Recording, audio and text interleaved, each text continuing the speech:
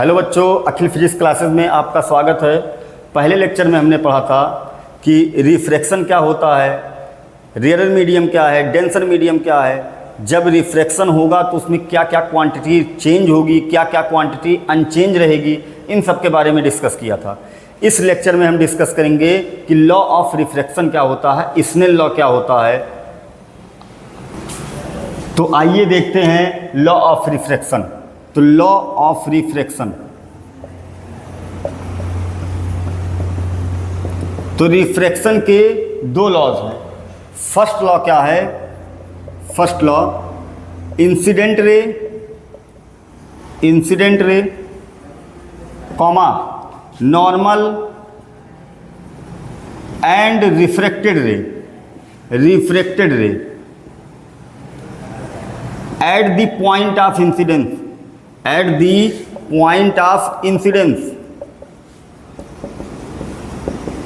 incidence all are lie in same plane law of refraction का first law क्या है? Incident ray, normal and refracted ray at the point of incidence are lie in same plane. मतलब क्या है? जैसे एक medium यहाँ पर है, मीडियम 1, ये भी ट्रांसपेरेंट है, मीडियम 2 भी ट्रांसपेरेंट है।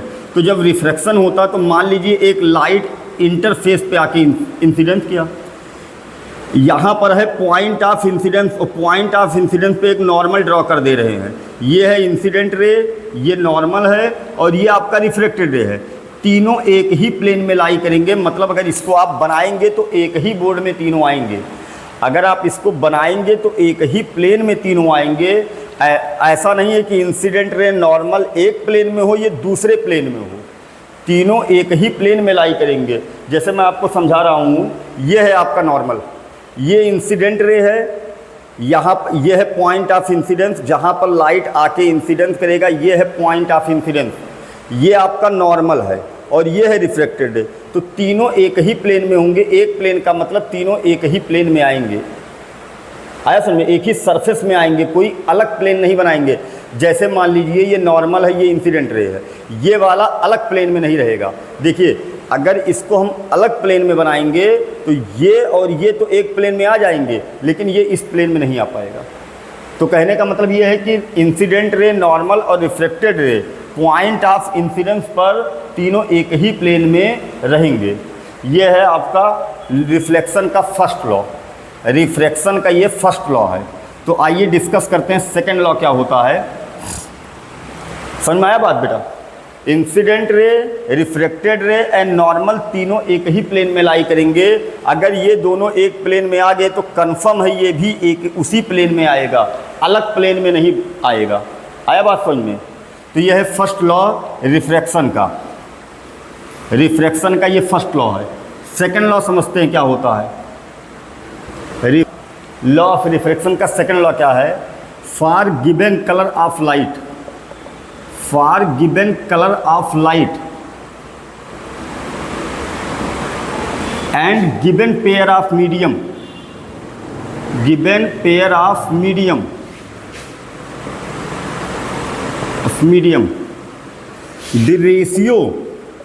the ratio of sine of angle of incidence to sine of angle of refraction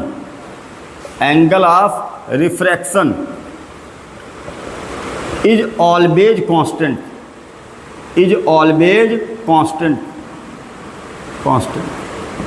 इसका मतलब क्या है बेटा? मेन लाइन सेकंड लॉ का मेन लाइन यही है, for given colour of light and given pair of medium. देखिए, सेकंड लॉ फर्स्ट लॉ याद कर लेते हैं, उसको समझना बहुत जरूरी कि सेकंड लॉ होता क्या है। तो ये है for given colour of light and given pair of medium the ratio of sine of angle of incidence to sine of angle of refraction is always constant. आई बात समझ बेटा? तो इसका मतलब क्या है, जैसे मान लीजिए यहाँ पर दो मीडियम है, मीडियम 1 है, मीडियम 2 है, और दोनों मीडियम ट्रांसपेरेंट हैं। दोनों मीडियम ट्रांसपेरेंट है। यहाँ पे लाइट आके इंसिडेंस कर रहा है, ये एंगल है, एंगल ऑफ इंसिडेंस, ये रिफ्लेक्टेड रे है, ये इंसिडेंट रे है और ये आपका रिफ्लेक्टेड रे है, और ये है एंगल ऑफ रिफ्रैक्शन। तो सेकंड लॉ क्या होता है, sine ratio of sine of angle, ratio of sine of angle of incidence to sine of angle of refraction is always constant. ये है सेकंड लॉ। इसका मतलब क्या होता है बेटा, डीप मीनिंग है इसका, बहुत गहरा मतलब है इसका कि given colour of light and given pair of medium का मतलब क्या होता है। तो sine i upon sine r is equal to constant. अब इसका मतलब क्या है, और इस कांस्टेंट को बोलते हैं sine i upon sine r, इस कांस्टेंट को बोलते हैं 1n2 रिफ्रैक्टिव इंडेक्स, इसको बोलते हैं रिफ्रैक्टिव इंडेक्स। तो रिफ्रैक्टिव इंडेक्स आगे हम डिस्कस करेंगे क्या होता, पूरी कहानी है रिफ्रैक्टिव इंडेक्स के बारे में। रिफ्रैक्टिव इंडेक्स का फॉर्मूला बनेगा, न्यूमेरिकल होगा, पूरी कहानी बताएंगे रिफ्रैक्टिव इंडेक्स के बारे में। तो इसको बोलते हैं sine i upon sine r 1n2। इसका मतलब क्या होता है, refractive index of second medium, second medium with respect to first medium, with respect to first medium, first medium with respect to first medium. आई बात समझ में। तो इस चीज को बोलते हैं कांस्टेंट। अब रिफ्रैक्टिव इंडेक्स के बारे में बाद में डिस्कस करेंगे बेटा। और इस लॉ को बोलते हैं, इस लॉ को स्नेल लॉ भी बोलते हैं, स्नेल्स लॉ। तो पेपर में पूछा जाता है व्हाट इज स्नेल लॉ, तो स्नेल लॉ के बारे में जब पूछा जाएगा तो आप लॉ ऑफ रिफ्रैक्शन का सेकंड लॉ लिख देंगे। फॉर ये मेन लाइन है बेटा, इसके बारे में पूरा कहानी समझा रहा हूँ क्या होता है सेकंड लॉ। आई बात समझ में। ये तो for given colour of light and given pair of medium, the ratio of sine of angle of incidence to sine of angle of refraction is always constant। आई बात समझ में। मतलब क्या है इसके बारे में बता रहे हैं आपको। हटाएं बेटा इसको।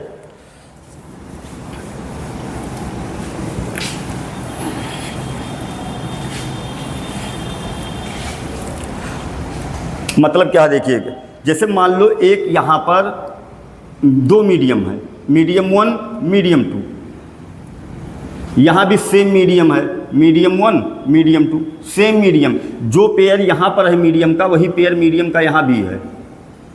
और तीसरा भी समझा रहा हूँ, यहाँ भी वही पेयर है मीडियम का।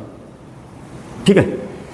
अब साइन क्या होता है, अगर आप ट्रिग्नोमेट्री पढ़े होंगे तो साइन के बारे में जानते नहीं, तो हम साइन के बारे में बता रहा हूँ कि साइन कॉस ये सब क्या होता है। तो ये मीडियम 1 है, ये मीडियम 2 है। सेम मीडियम, जो मीडियम 1 यहाँ पर है वही सेम मीडियम यहाँ भी है, वही सेम मीडियम यहाँ भी है।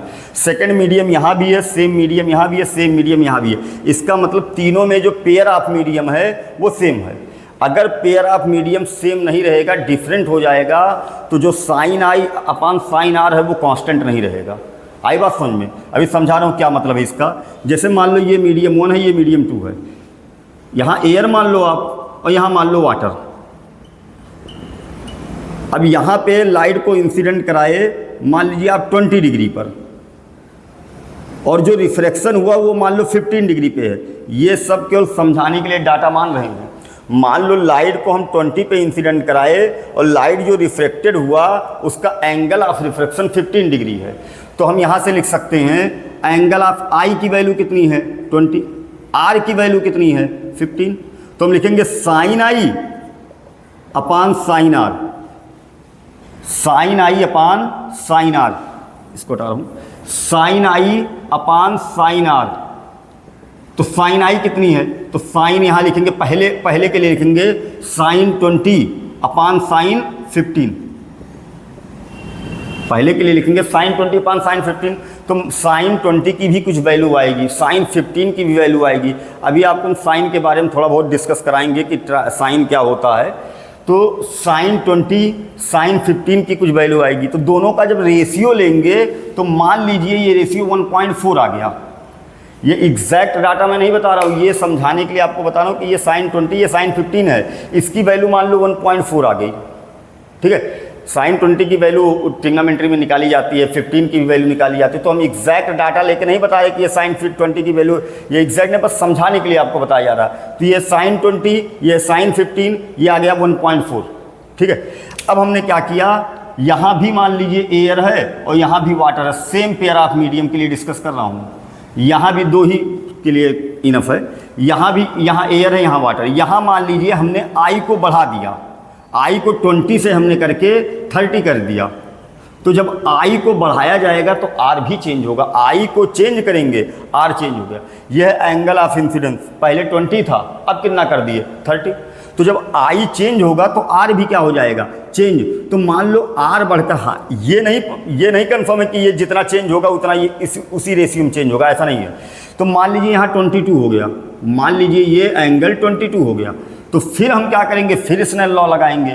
तो लिखेंगे साइन 30 अपॉन साइन 22। तो देखिए आई चेंज हुआ, उसके साथ आर भी चेंज होगा, ये कंफर्म है। आई को चेंज करेंगे, आर चेंज होगा। लेकिन जो साइन आई और साइन आर का रेशियो है, जितना पहले आया था उतना बाद में भी आएगा। ये मतलब है सेकंड लॉ का कि for given pair of medium, sine i और साइन आर का रेशियो पहले 1.4 आया था, तो आई हमने चेंज किया तो आर भी उसी हिसाब से उसी के अकॉर्डिंग चेंज हो गया। तो साइन आई, अब साइन 30 की वैल्यू कुछ आएगी, साइन 22 की वैल्यू कुछ आएगी। तो जब इसको हम चेंज करेंगे तो यहाँ पर क्या होगा, पहले देखो ये भी वैल्यू बदलेगी, ये भी वैल्यू बदलेगी, लेकिन दोनों का रेशियो 1.4 पहले भी आया था, 1.4 बाद में भी आएगा। मतलब क्या है, sine i upon sine r, sine i upon sine r का रेशियो कांस्टेंट रहेगा, वो चेंज नहीं होगा। पहले भी 1.4, बाद में भी 1.4। आई बात समझ में ये सब। तो मीडियम अगर चेंज कर देंगे तब दिक्कत होगा। क्या प्रॉब्लम होगा ये सुनना ध्यान से, क्या प्रॉब्लम होगा। मान लीजिए मीडियम चेंज कर दिए, एयर है यहाँ वाटर है, यहाँ एयर है, यहाँ हम ग्लास कर दिए। तो जब ग्लास करेंगे तो ये एंगल और कम हो जाएगा। आपको पता होना चाहिए ग्लास जो है वाटर के कंपेयर में ज़्यादा डेंसर है, तो लाइट को ज़्यादा बेंड करेगा। वाटर क्या है, कम बेंड किया। मान लीजिए पहले वाटर यहाँ पर था तो उसने 22 डिग्री बेंड किया। इस बार ग्लास ज़्यादा बेंड करेगा, तो ज़्यादा बेंड करेगा तो ये नॉर्मल की तरफ और ज़्यादा बेंड हो जाएगा। तो नॉर्मल की तरफ ज़्यादा बेंड हो जाएगा, तो अब ये 22 ना आके मान लो 18 आ गया। कितना आ गया, 18। तो अब यहाँ लिखेंगे 18 लिखेंगे, तो 18 लिखेंगे। अब बताना साइन 30 अपान साइन 22 अगर 1.4 आया है तो साइन 30 डिवाइड बाई साइन 22 1/4 आ सकता है, नहीं आएगा ना।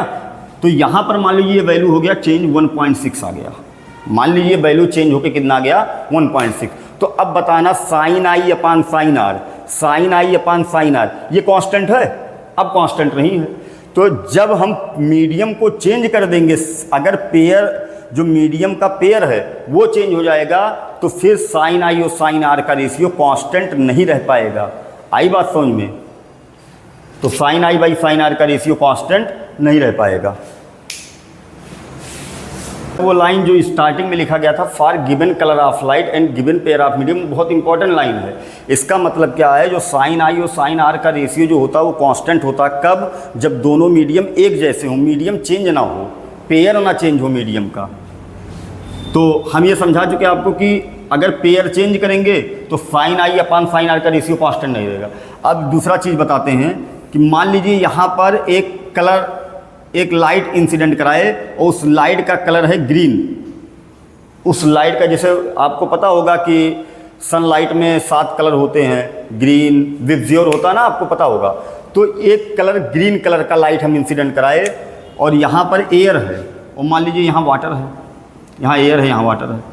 तो ये एंगल मान लो 30 डिग्री है और यहाँ पर जो रिफ्रैक्शन हुआ तो ये एंगल, तो ये पता है ये रेयरर मीडियम है, ये डेंसर मीडियम है, तो ये एंगल ज़्यादा होगा, ये वाला एंगल कम होगा। क्योंकि जब लाइट रेयरर से डेंसर में जाएगा तो नॉर्मल की तरफ बेंड कर जाएगा। तो ये मान लो 30 डिग्री है, ये आपका 25 डिग्री है मान लो। ये ग्रीन लाइट के लिए मैं बता रहा हूँ, ग्रीन लाइट के लिए। तो यहाँ से क्या हो जाएगा, sine 30 upon sine 25। Sine i upon sine r की वैल्यू जब लिखने आप जाओगे तो लिखेंगे साइन 30 अपान साइन 25। तो क्या होगा साइन, तो मान लीजिए इसका कुछ वैल्यू होगा, साइन 25 का कुछ वैल्यू होगा, तो मान लो ये 1.7 आ गया। आप एज्यूम कर लो कि ये 1.7 आ गया। अब हमने क्या किया, लाइट का कलर चेंज कर दिया। अगर लाइट का कलर चेंज कर दे, मान लो ग्रीन से इसको कर दे रेड पे, तो रेड क्या होता, आप देखो कभी भी अगर क्लास एर्थ में थोड़ा बहुत पढ़े होगे रेनबो के बारे में, तो ग्रीन कलर जो होता है वो ज़्यादा बेंड होता है, रेड कलर जो होता है वो कम बेंड होता है। रेड कलर की बेंडिंग पावर कम होती है, ग्रीन कलर ज़्यादा बेंड होता। तो मान लो इसको भी हम 30 पे इंसिडेंट कराए, तो ये 25 पे बेंड हुआ है, तो रेड 25 पे नहीं, मान लो ये 27 पे बेंड हुआ, इसका बेंडिंग कम होगा, रेड कलर का बेंडिंग कम होगा। इस क्रम में बेंडिंग होती है विज़ुअल। सबसे ज़्यादा बेंडिंग वायलेट कलर की होगी और सबसे कम बेंडिंग, मोर बेंडिंग वायलेट कलर की होगी, मोर बेंडिंग। और सबसे ज़्यादा बेंडिंग की, मैक्सिमम बेंडिंग किसकी होगी, सॉरी मिनिमम बेंडिंग, ये आपका रेड कलर का होगा। आई बात समझ में? तो रेड कम बेंड होगा, इसका मतलब अगर ग्रीन 25 पे बेंड हुआ था तो इस बार रेड 27 पे बेंड हुआ। तो अब हम क्या करेंगे, अब sine i upon sine r निकालो, तो लिखेंगे साइन 30 और अपान साइन 27। तो इसकी वैल्यू चेंज होगी या सेम रहेगी? भाई यहाँ लिखे साइन 30, यहाँ साइन 25, तो ये न्यूमरेटर तो सेम है दोनों में, लेकिन यहाँ डिनोमिनेटर दोनों में क्या है, डिफरेंट। तो जो वैल्यू आएगा, जो आंसर आएगा वो 1.7 आएगा या इस बार बदलेगा? तो इस बार मान लो ये वैल्यू 1.6 आ गया। तो अब यहाँ भी जो रेशियो वो कांस्टेंट नहीं है। हमने लाइट का कलर चेंज कर दिया तो रेशियो यहाँ पर भी क्या है, कांस्टेंट नहीं है। पहले रेशियो था 1.7, इस बार रेशियो 1.6 है। तो रेशियो चेंज हो रहा है। भाई रेशियो अगर सेम रहेगा तो हम बोल देंगे कांस्टेंट है, लेकिन यहाँ रेशियो अलग है, यहाँ रेशियो अलग है, तो हम बोल देंगे कि यहाँ पर sine i upon sine r का रेशियो कांस्टेंट नहीं है। तो कब कब कांस्टेंट नहीं रहेगा, जब कलर चेंज कर देंगे लाइट का तब चेंज नहीं रहेगा, जब पेयर ऑफ मीडियम चेंज कर देंगे तब रेशियो कांस्टेंट नहीं रहेगा। तो रेशियो कब कांस्टेंट रहेगा, जब हम क्या करेंगे, कलर ऑफ लाइट चेंज नहीं करेंगे और पेयर मीडियम का जो पेयर होगा वो चेंज नहीं होगा, तब sine i upon sine r का रेशियो क्या रहेगा, कांस्टेंट। आई बात समझ में बेटा? ये बात समझ में आई कि लाइट का कलर चेंज नहीं करना है, लाइट का कलर चेंज कर दिए तो sine i upon sine r का रेशियो क्या हो जाएगा, कांस्टेंट। आई बात समझ में? तो आगे बढ़ते हैं। तो थोड़ा बहुत साइन के बारे में बताते कि साइन के बारे में बताते क्या होता है, ठीक है। साइन के बारे में, जैसे मान लो एक ट्राइंगल है, ये ट्राइंगल है, तो यहाँ पे कुछ एंगल बनेगा और ये राइट एंगल ट्राइंगल है, ये 90 डिग्री होगा। यहाँ पे मान लो एंगल थीटा है, ये तो थीटा है, तो थीटा के सामने वाले को बोलते हैं परपेंडिकुलर।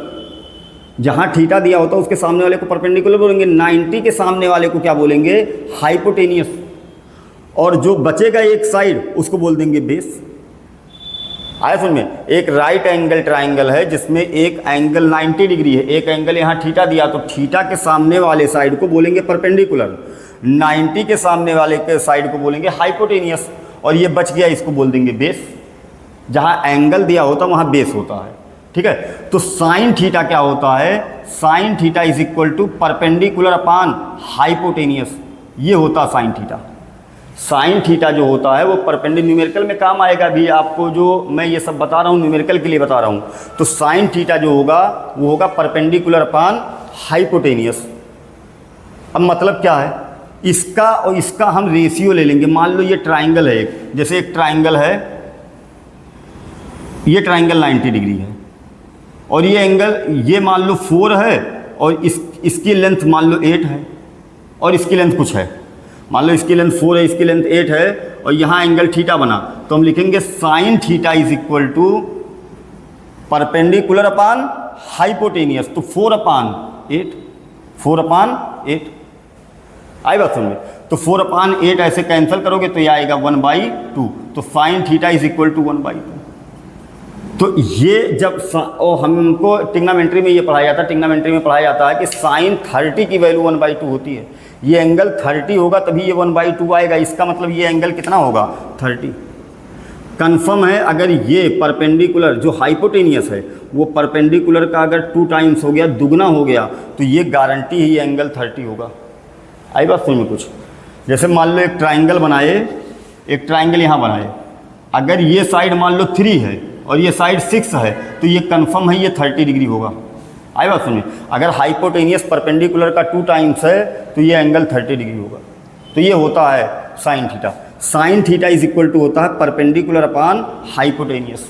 तो आपको जब स्नेल लॉ से न्यूमेरिकल लगाएंगे, स्नेल लॉ के हेल्प से, या न्यूमेरिकल पूछा जाएगा, तो हमें साइन के एंगल की वैल्यू पता होनी चाहिए कितनी कितनी होती है। तो कैसे लिखेंगे उसको, कैसे लिखेंगे उसको, बाहर बाहर बाहर, कैसे लिखेंगे उसको। स्नेल लॉ से रिलेटेड न्यूमेरिकल सॉल्व करने के लिए साइन की कुछ वैल्यू याद करनी पड़ती है।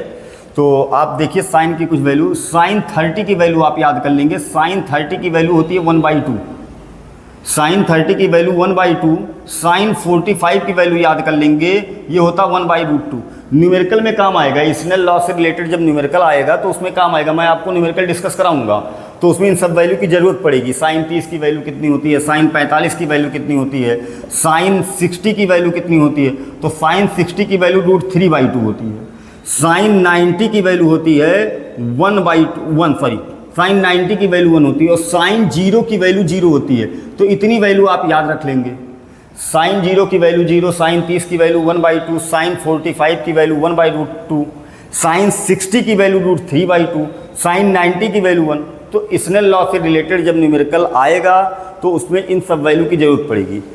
अगर मान लो इसको छोड़कर कोई वैल्यू आ रहा, मान लो एंगल दे दिया, कोई एंगल दे दिया साइन 37, तो इसकी वैल्यू आपको याद करने की जरूरत नहीं पड़ेगी, क्योंकि इसकी वैल्यू क्वेश्चन में खुद दिया रहेगा, क्वेश्चन में आपको दिया रहेगा। जैसे साइन 56 दे दिया तो इसकी भी वैल्यू क्वेश्चन में देगा, साइन 15 दे दिया तो इसकी भी वैल्यू क्वेश्चन में देगा। तो इन सब वैल्यू को याद नहीं करना, इसी सब वैल्यू से आपका काम चल जाएगा। आई बात समझ। तो ये था रिफ्रैक्शन का first law and second law. दोनों लॉ बहुत इंपॉर्टेंट हैं। सेकंड लॉ से बेस्ड न्यूमेरिकल आते हैं, स्नेल लॉ से बेस्ड न्यूमेरिकल आते हैं। अगला टॉपिक आपका है रिफ्रैक्टिव इंडेक्स, और रिफ्रैक्टिव इंडेक्स बहुत अच्छा टॉपिक है रिफ्रैक्शन में। रिफ्रैक्टिव इंडेक्स से न्यूमेरिकल पूछे जाते हैं। रिफ्रैक्टिव इंडेक्स समझना ही बहुत अपने आप में एक अच्छी बात है।